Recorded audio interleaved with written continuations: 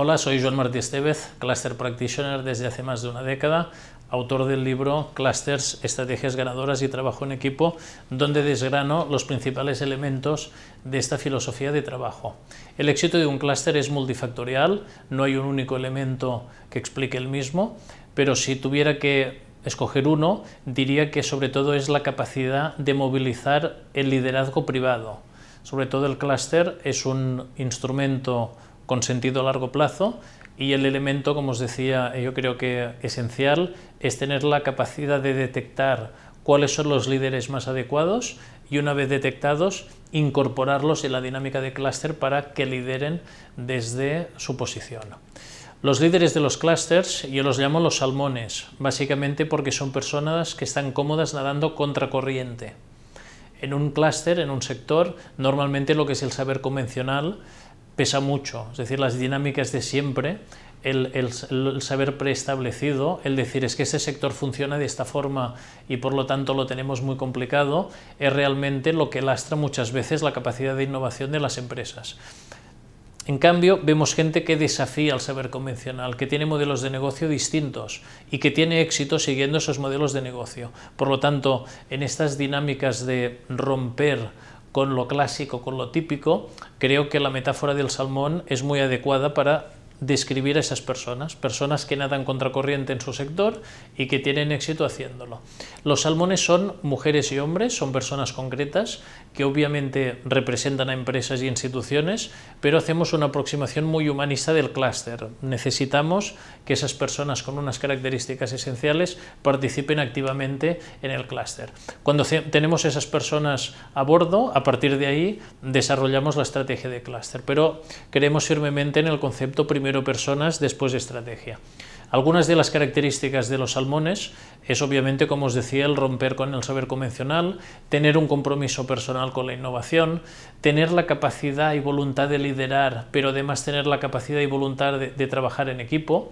El clúster no tiene un único líder, no hay un líder carismático que es el que decide lo que el clúster tiene que hacer, sino que lo que tenemos es un equipo de líderes. Si podemos tener 10-15 líderes por clúster, ¿por qué escoger a uno y desmotivar a 14? Por lo tanto, eso va de liderazgo compartido, de un trabajo en equipo compartido. Los clústeres propiamente, su concepción, nacen ya muchas veces del trabajo de un líder. Ahí me gustaría destacar el clúster de aeroespacio en Seattle. ¿Por qué está en Seattle el clúster de aeroespacio más importante de Estados Unidos y de los dos más importantes del mundo?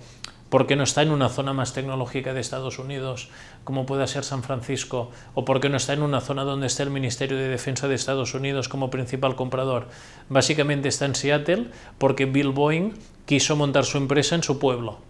Bill Boeing es de Seattle y quiso construir su empresa de referencia en su zona y a partir de ahí se desarrolló un clúster con multitud de proveedores, centros tecnológicos, centros de apoyo que han llegado a ser una referencia global en ese sentido. Por lo tanto, los salmones los vemos incluso en la propia concepción de un clúster como el caso que acabamos de ver.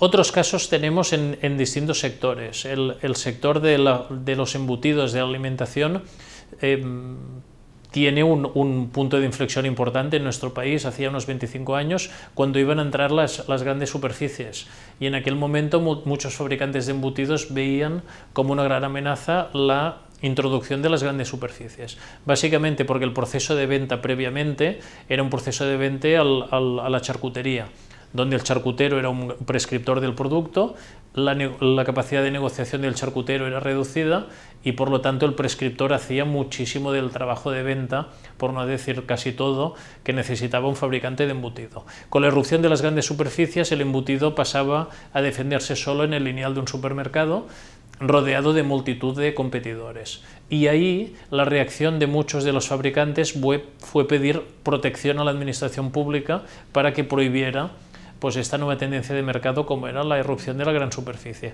La administración podía hacer poco porque era una tendencia de mercado imparable.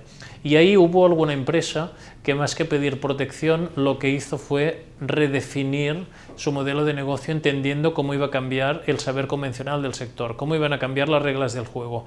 Empezó a invertir en marca, invertir en packaging, invertir en economías de escala para poder reducir el precio del producto y hacer, gracias a este cambio estratégico, un salto de facturación y de posicionamiento espectacular. Ese cambio estratégico tan espectacular lo hizo una empresa como Tarradellas, liderada por su propietario, el empresario Josep Tarradellas. Por lo tanto, característica de un salmón, romper el saber convencional.